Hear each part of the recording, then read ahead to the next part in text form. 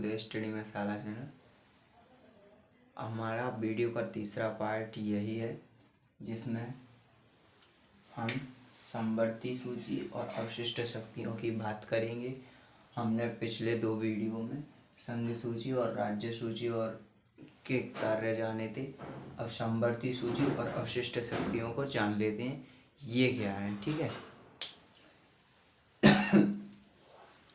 तो अपनी समवर्ती जो सूची है इसमें समवर्ती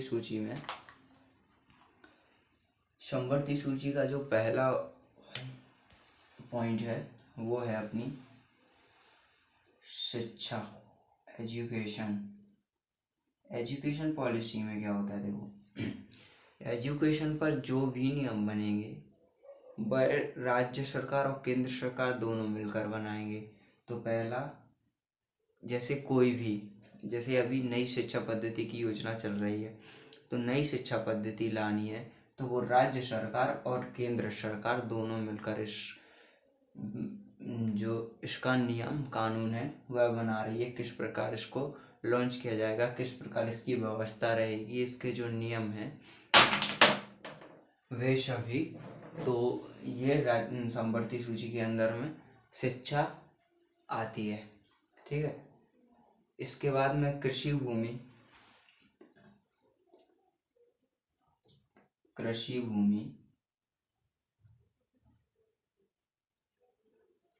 इसके बाद में अपनी कृषि भूमि के अलावा किसी अन्य संपदा का हस्ताक्षरण। ठीक है, कृषि भूमि के अलावा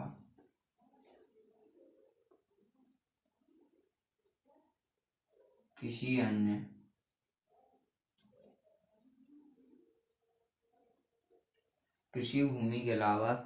अन्य भूमि हस्तांतरण।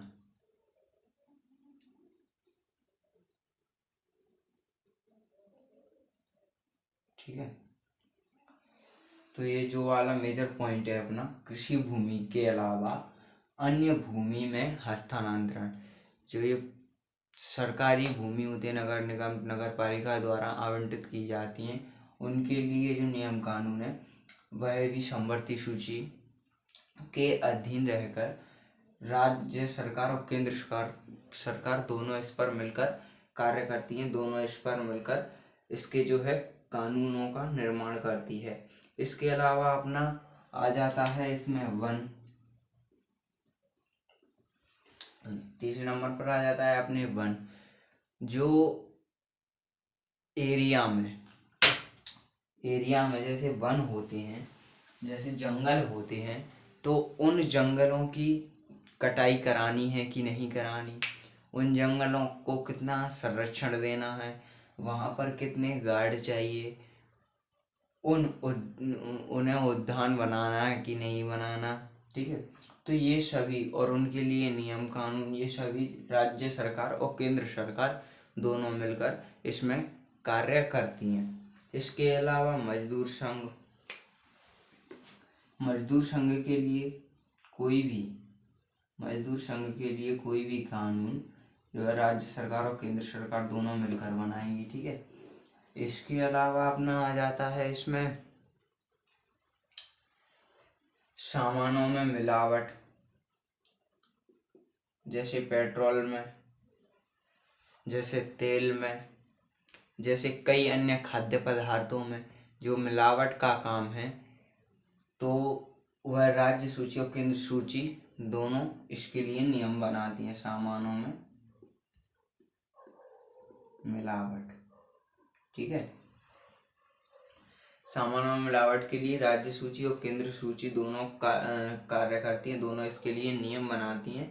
तो ये समवर्ती सूची के अंडर में आ जाता है। अब बात आती है लास्ट पॉइंट, और बहुत महत्वपूर्ण पॉइंट है, जो कि है गोद लेना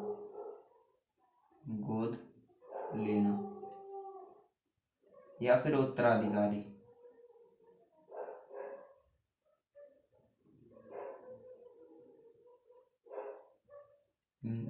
गोद लेना या फिर उत्तराधिकारी, तो जो हमने कई बार देखा होगा अपने आस पड़ोस में, अपने शहर में कोई भी पेरेंट्स, जैसे किसी जो आश्रम होते हैं वहाँ से बच्चों को गोद लिया करते हैं, तो उनके लिए जो पॉइंट्स हैं, उनकी जो कागजी कार्रवाई है, जिन एजेंसियों से बच्चे जो पेरेंट्स हैं वे भी इसको गोद लेते हैं, जिन एजेंसियों से, उनकी कागजी कार्रवाई, कानूनी कार्रवाई किसके, राज्य सूची और केंद्र सूची के अधीन रहकर जो उनके नियम हैं तो उनके आधार पर ये होता है। तो गोद लेने की और उत्तराधिकारी या फिर उत्तराधिकारी की जो के लिए जो नियम बाध्य हैं वे समवर्ती सूची के अंडर में रहकर में राज्य सूची और केंद्र सूची इनके लिए कानून बनाती है। तो ये अपनी समवर्ती सूची हो गई। अब बात आती है अवशिष्ट शक्तियों की। तो एक बार मैं इसे मिटा देता हूँ। अवशिष्ट शक्तियों में क्या, अवशिष्ट शक्तियाँ वे शक्तियों में जो अवशिष्ट शक्तियों में वे आते हैं, अवशिष्ट शक्तियों में वे नियम आते हैं, वे कार्य आते हैं जिनका किसी भी कानून में उल्लेख नहीं हुआ है, जिनका किसी भी कानून में उल्लेख नहीं हुआ है, वे अवशिष्ट शक्तियों के अंतर्गत आ जाते हैं। जैसे इन संघ सूची, राज्य सूची और समवर्ती सूची, जब कॉन्स्टिट्यूशन बना तब साइबर क्राइम ना के बराबर था, जबकि मैं बोलूं इंडिया में तो बिल्कुल था ही नहीं। तो साइबर क्राइम एक एग्जाम्पल के तौर पर लेते हैं। अब हमें साइबर क्राइम के बहुत से केसेस आसपास अपने पड़ोस में देखने को मिल जाते हैं। जैसे कई ऐसे मामले हैं कि भाई मेरा बैंक से पैसा गायब हो गया, मेरे पास OTP आई, मैंने OTP बताया तो ऐसा वैसा हो गया, फलाने टिमके, ऐसे कई तरह के केस हमें देखने को मिलते हैं। तो अब ये क्राइम बढ़ता गया बढ़ता गया। अब सरकार ने सोचा कि यार इसके लिए क्या किया जाए, इसके लिए कानून कौन बनाए, राज्य सरकार बनाए या फिर केंद्र सरकार बनाए। तो देखा गया कि नहीं, तो इसमें राज्य सरकार में इस कानून के लिए जो ये अपना मामला है, ना ही तो इसमें केंद्र सूची के अधीन आता है, ना ही संघ सूची के, ना ही समवर्ती सूची के। अब क्या किया जाए, तो फिर उन्होंने पता किया यार कि राज्य सूची, समवर्ती सूची और जो संघ सूची के अलावा भी एक है, क्या है, वो है अवशिष्ट शक्तियाँ। अवशिष्ट शक्तियों में ऐसे कार्य आते हैं जिनका इनमें कोई में उल्लेख ही नहीं है, जिसकी हमें ज़रूरत है। तो वो साइबर क्राइम तो एक ज़रूरत का विषय है। साइबर क्राइम जो हमें कई केसेस आज देखने को मिलते हैं साइबर क्राइम के ऊपर। तो साइबर क्राइम क्या है, साइबर क्राइम तो एक विषय का मुद्दा है, चर्चा का मुद्दा है ये। तो इस पर कानून बनाने तो जरूरी है, इसके लिए एक टीम बनानी जरूरी है, इसके लिए जो है साइबर हैकिंग हो जाती है। तो इसके बचाव के लिए जो भी नियम कानून है, जो टीम है, जो भी फैसले हैं, तो इस एक तरह का अपराध है, एक तरह का अपराध है। तो अपराध को रोकने के लिए कुछ ना किया जाता है ना, कुछ ना कुछ तो किया ही जाता है।